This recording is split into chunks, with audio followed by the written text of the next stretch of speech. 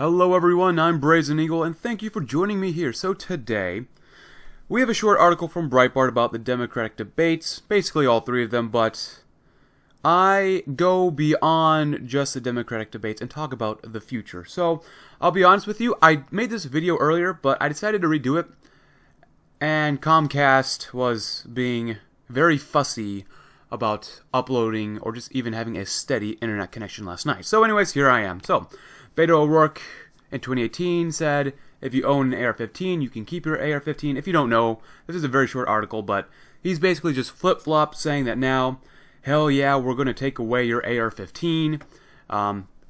He said that a few days ago. So, I mean, there's really not much else to talk about. It's just Beto O'Rourke trying to cover his basis about trying to appeal to his future voters. And of course, he's not the only one who wants to take your guns away, especially your AR-15s.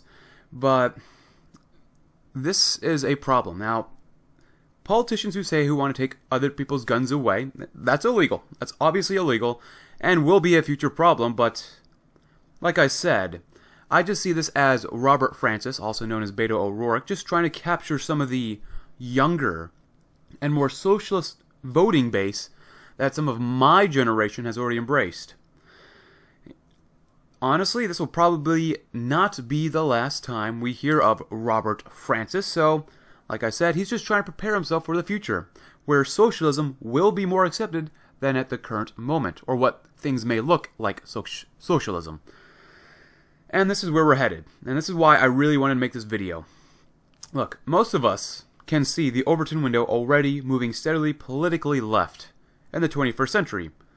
And if you really look at history, at least the Democratic Party has moved further and further to the political left since at least the 1930s and 1940s. And of course, in general, Republicans refuse to fight for anything except for the pursuit of the eternal dollar.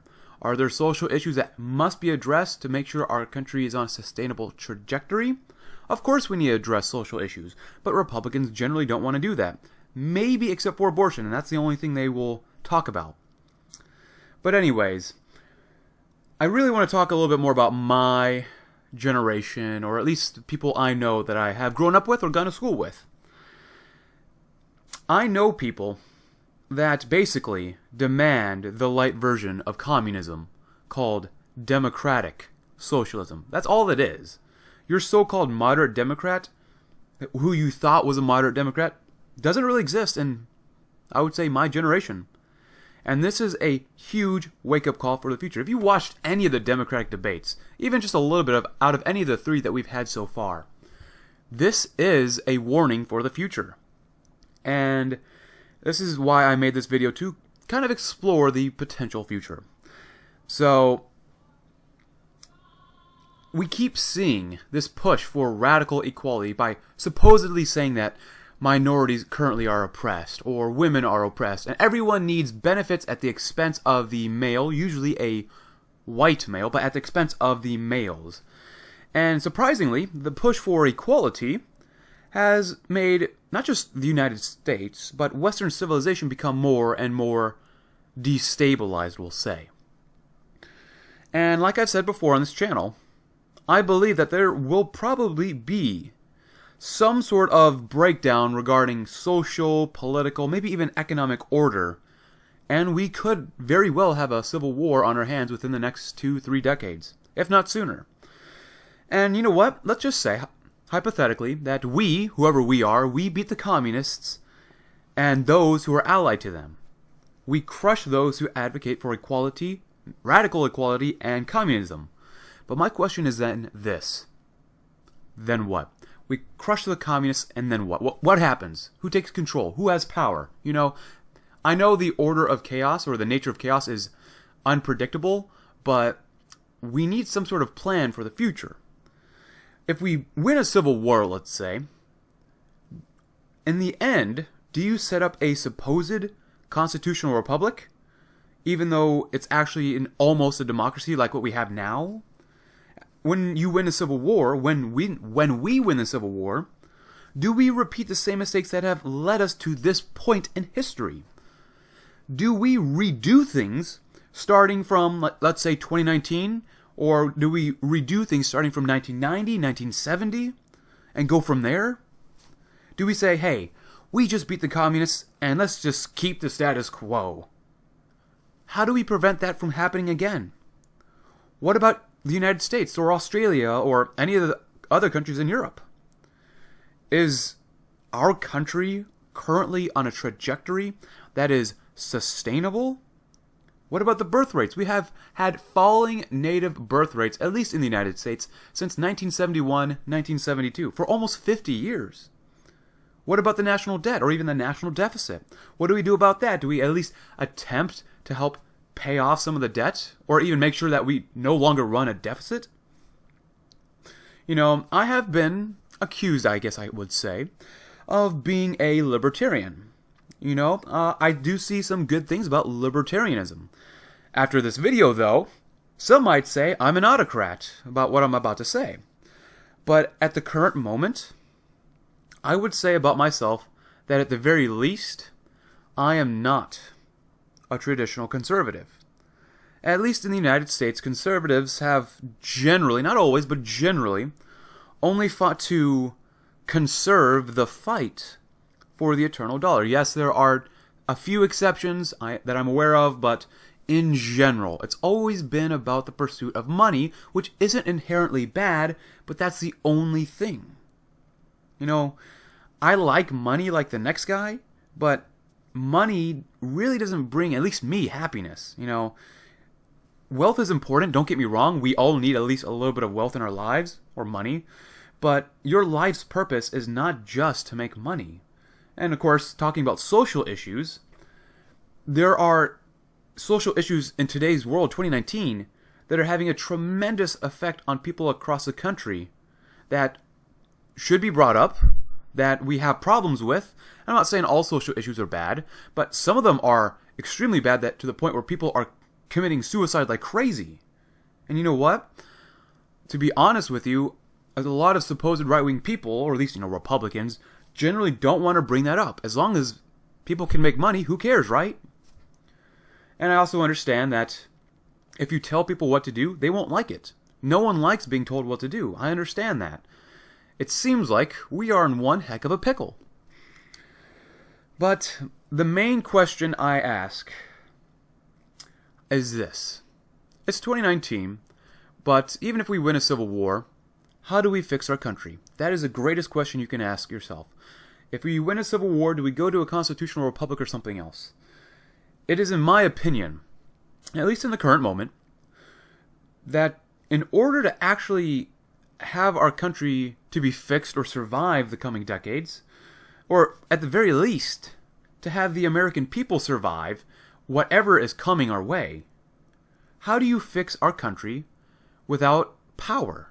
Like, seriously. Like, we need someone that can guide the country to achieve, at least in my end goal, a constitutional republic, but to also stamp out and re-enlighten and re-educate people that equality is a lie. The idea that everyone is equal has got to be stamped out, because that always leads to communism. That always leads to democratic socialism and spending other people's money that you honestly have no right to. Right now, there are literally no democratic or republican methods to actually fix the national debt or deficit, because no one wants to touch that, because then they won't get reelected. There's no way to raise the birth rates of almost any Western country. There's, right now, no democratic or republican way to stop illegal immigration. What was it? Like the other day I heard like illegal immigration is way down to like 64,000 people a year or something, or that's an estimate or something. That's still too many people. How do you stop that? It seems like nobody wants to stop that. And I've talked about that issue before. Democrats, they love illegal immigration. And you know what? Republicans do as well, because illegal immigration gives you cheap labor supply. And you know what? There's no way at this current moment to actually fix or restore a true constitutional republic for the American people. We are literally almost a democracy. And yes, I understand that what I just said is pretty darn paradoxical. To get a constitutional republic that the founders wanted, how do you go achieve that democratically or through Republican means? Really, what I am looking for is an individual, a leader, who can hold almost all, if not all, power to achieve and restore the constitutional republic. Now, I'm going to bring up the political triangle. I could have brought up the political quadrangle or any other sort of political shape, we'll say. But this isn't perfect, but I like the way that it groups the right wing onto one side. Alright, so I'll be honest here, pretty much, that I like elements of anarcho-capitalism. I like elements of, sure, monarchism. There's elements of most government systems that I can like. Not a lot of things sometimes, but some things. And I would say, for me, Brazen Eagle here, I would probably say I'm not an anarcho-capitalist, like I've said, but I also understand that the extreme sides are what I'm trying to avoid for the most part. And I do know what I just said is still a little ironic considering what I said earlier in this video, but where my mouse is generally where I align. We need someone who understands most, if not all, the problems and wants to serve the people. And I know this person doesn't exist. I don't think there's anyone that exists that wants to assume full power to restore a constitutional republic for the American people. That almost doesn't exist. People are, greedy. People are corrupted by power. Absolute power corrupts. I understand. And I know that this person doesn't exist, but I don't see any other way out of this. At least to achieve a constitutional republic. Who knows? Maybe the United States, 100 years from now, won't even exist. Maybe it won't be a constitutional republic.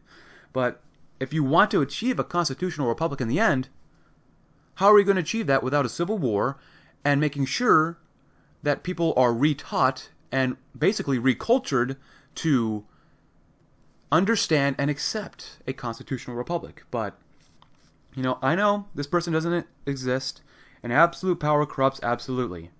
But if there is another way to eventually get to a constitutional republic or a form of government that benefits most people and that has a sustainable life trajectory for the country, please let me know. But anyways, thank you very much for watching. I'm Brazen Eagle, and I hope you have a great day.